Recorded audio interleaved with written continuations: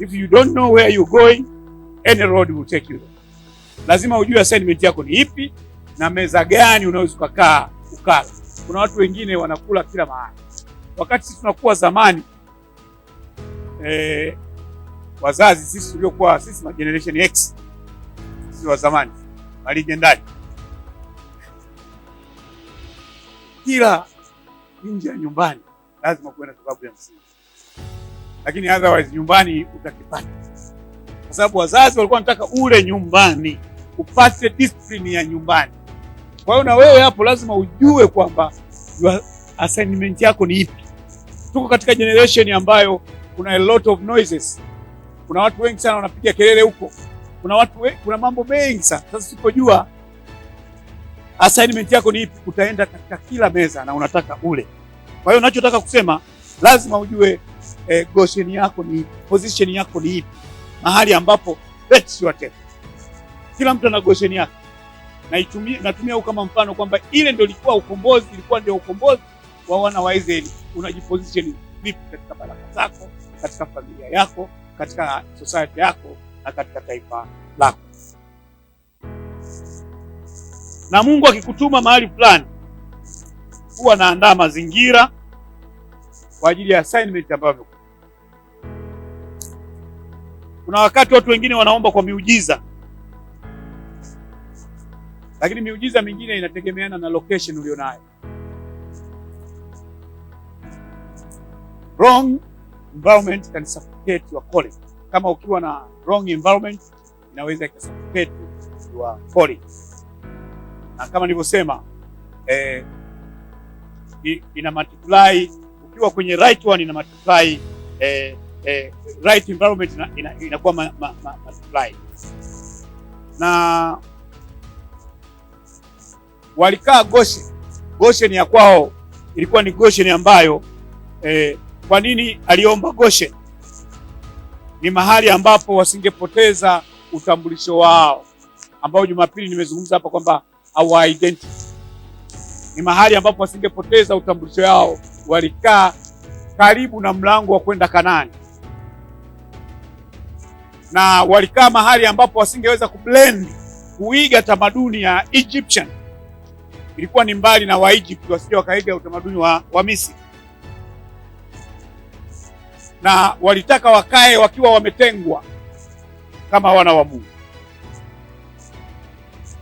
Wakati mwingine kama nilivyosoma somo la wakati ule la kuseparate, Mungu akitaka tukue, kama mnakumbuka ile wiki ile, wakati mwingine Mungu anakuisolate wewe ili kukupreserve, kukutunza, kukuepusha. So sometimes God isolate you to preserve you. Kumbuka wakati ule nilisema separation, if you want to grow, separation is required. Kama ambavyo Abraham aliseparate na familia yake, aliseparate na kaka yake, Mungu akasema nitakuonyesha mahali mtakapokukuta. Kwa hiyo Yusufu muda mwingi alikuwa kama amekuwa isolated, lakini Mungu alikuwa anamtunza. Na kama nilivyosema, not every assignment is every invitation is your table. Na Mungu aliiweka Goshen kama boda ya kwenda Kanaani. Na hii ilikuwa ni maandalizi pale Moses atakapokuwa anawaongoza wana wa Kanaani, wana wa Israeli kwenda Kanaani, iwe rahisi kutoka. Na kama ukienda kwenye story jinsi ya Wamisri walivyotoka usiku ule, ilipopakwa ile damu na nini, wakaondoka, walienda kuwazima vitu vingi vya thamani, wakatoroka navyo. Sasa hiyo kwenye ethics nayo ina mjadala kwamba ulikuwa wizi au ulikuwa unadai kitu yao, na ni swala lingine, that's subject for another day. Kwa hiyo wakaondoka na vile vitu vya Wamisri vingi, kwa sababu ilikuwa ndio njia ya kutokea kwenda Kanaani. Wakati mwingine maamuzi unaweza kuyafanya leo yanaweza yakawa sio comfortable. Unaweza kufanya maamuzi leo kwa ajili ya watoto. Kwa hiyo maamuzi haya tunaona Joseph aliyafanya way back. Lakini Biblia inasema kwamba alipokufa Farao ambaye hakumjua Yusuf, alianza kuwatocha wana wa Israeli kwa sababu walikuwa wanazaliana. Kwa hiyo tunamuona Yusuf ni mtu anayeangalia mbele zaidi. Hayuko bounded na kizazi chake, na muda wake anaangalia mbele zaidi, kama ambavyo ni challenge kwetu sisi wakina baba, wakina mama. Usiwe ni watu tunaangalia our lives fun, tuangalie mbele zaidi. Na Goshen kwa Yusufu na Wamisri ilikuwa ni mahali pa kuzaliana, a place of multiplication. Wewe Goshen yako ni Goshen inakufanya ushiriki unapopita kwenye changamoto, au ni Goshen inakufanya manipulate economically, spiritually, socially?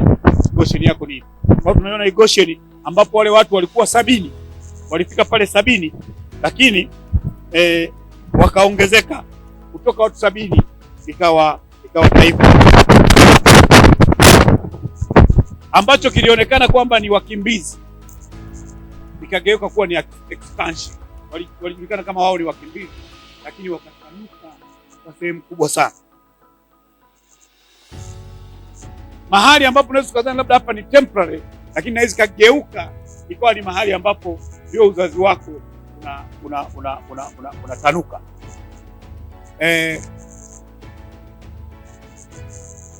Ukisoma katika kitabu na nitaomba mkasome vizuri utakapokwenda nyumbani, hiyo 46 na 47,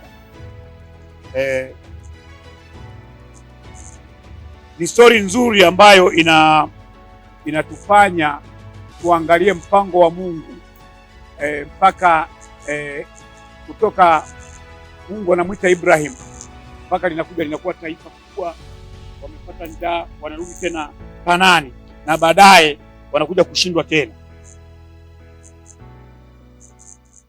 Lakini kikubwa zaidi, kama nilivyosema mwanzoni, Farao hakumuogopa Yusufu.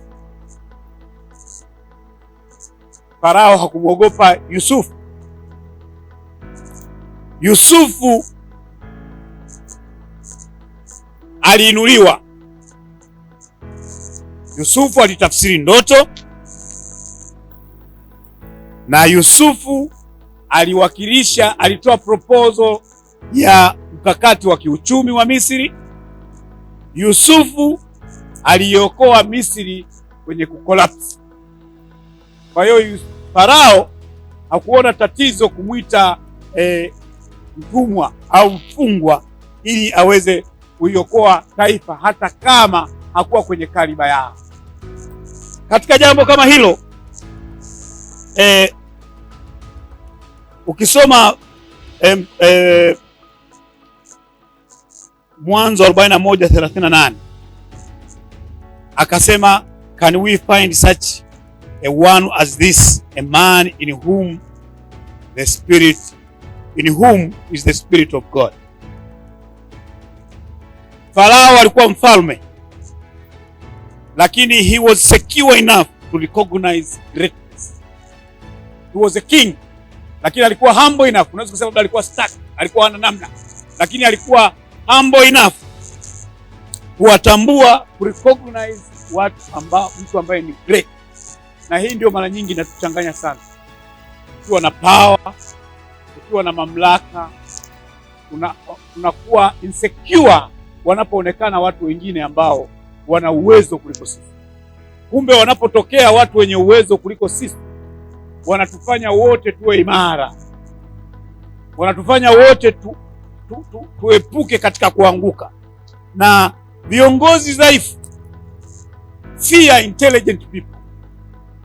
Viongozi dhaifu huwa wanawaogopa watu wenye akili. Ukiona mtu ana talent, ukiona mtu labda ana kipawa, lakini anamuogopa mwenye kipawa mwenzake, huyo ni insecure. Hiyo tunaita insecurity. Hajiamini, hajui yeye ni nani, hajui identity yake ni ipi, hajui wito wake ni upi. Viongozi dhaifu huwa wanaogopa watu wenye akili. Strong leaders surrounded themselves with them. Viongozi imara wanazungukwa na watu imara. Ukizungukwa na watu imara, unakuwa nao. Viongozi dhaifu hawataki challenges, hawataki kukosolewa, hawataki kuambiwa, kwa sababu ni weak. Lakini mtu anayejua identity yake, anayejua uwezo wake, anazungukwa na watu imara. Na viongozi dhaifu huwa wanataka kufanya kila kitu wenyewe.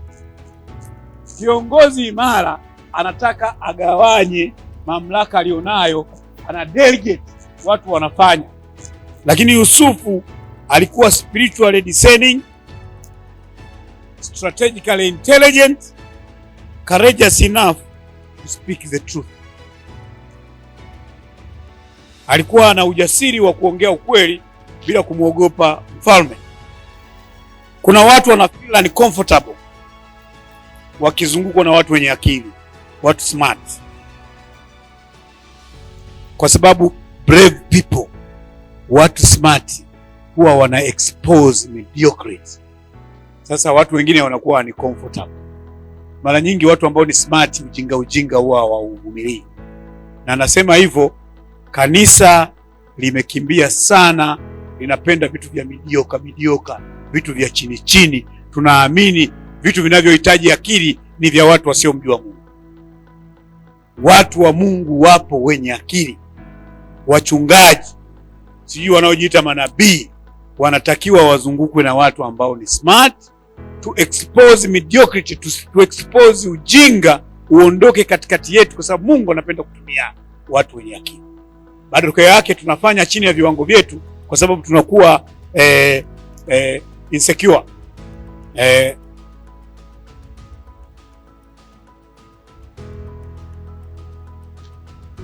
Kama Farao asingemkumbatia Yusufu, asingempokea Yusufu, maana yake Misri inge collapse, ingeanguka. Ukiondoa brave people in your life, kuna watu wengine huwa wanaogopa, huwa hawataki watu, na sisemi uwatumie brave people, mimi nasema uwaweke. Mungu ni anataka. Tunajifunza somo hili kuhusu Goshen. Sasa Goshen yako ni ipi? Umejiposition mwenyewe, watu wanaokuzunguka ni wapi? Siku ile nilisema kama wewe ndio Google katikati ya kundi lonalo, hilo kundi alikufai. Lazima ukutane na kundi ambalo linakuchallenge. If it's politics, lazima uchallenjiwe na watu ambao wanafanya siasa. Kama ni uchumi, uchallenjiwe na watu wanaofanya uchumi. Kama ni mambo ya kiroho, uchallenjiwe kuhusu neno la Mungu. Lakini wewe usiwe Google. Yaani wewe una majibu yote, hilo kundi alikufai. Sasa kitu gani kinatokea kwenye maisha yako unapoondoa watu ambao ni brave? Ukiondoa watu brave kwenye maisha yako, unaondoa correction. Yaani huwezi kusahihishwa, na wewe sio alpha na omega, you are human being, you make mistake. Lazima wawepo watu wanaposema unakokwenda huko utatumbukia, unakokwenda huko ni kubaya, wawepo katika maisha yako. Jambo la pili, unaondoa foresight. Yaani unaondoa watu wanaweza kukutahadharisha siku za baadaye unapokuwa una watu brave wanaokuzunguka. Lakini vile vile unaua innovation. Innovation kwa Kiswahili ni ubunifu. Unaua ubunifu, kwa sababu brave people, wapo watu Mungu amewaumba ni brave, wamekuzidi. Na wewe inawezekana umewazidi wengine, lakini wapo kwa sababu wewe katika pattern yako wamekuzidi. Unaua innovation, unaua ubunifu. Na ili tusonge mbele kiuchumi, kimaendeleo, tunahitaji innovation. Hapa kanisani tunahitaji innovation ili tukarichi huko. Hatuwezi kurichi watu huko bila hela, bila ubunifu. Lazima tuwe na mipango mbalimbali ya kwenda huko mbele. Lazima uwe surrounded na smart people. Na ukiondoa correction, ukiondoa foresight, ukiondoa innovation, eventually you remove your own future. Yaani wewe mwenyewe future yako inakuwa haipo. Na ndio maana wakati ule Musa alikuwa anafanya kazi zote yeye mwenyewe, mkuu wake akamwambia utakuwa exhausted, utakuwa burnout.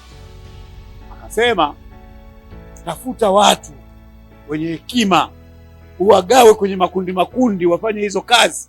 Aliruhusu maoni kutoka kwa baba mkwe wake akampa maoni, ndio Musa akapumzika, kwa sababu alikuwa anakaa kuanzia asubuhi mpaka jioni ni kesi. Huyu kagombana na huyu kamng'ata sikio huyu kwaenda hapa. Ilikuwa ngumu, akapata hayo mashauri.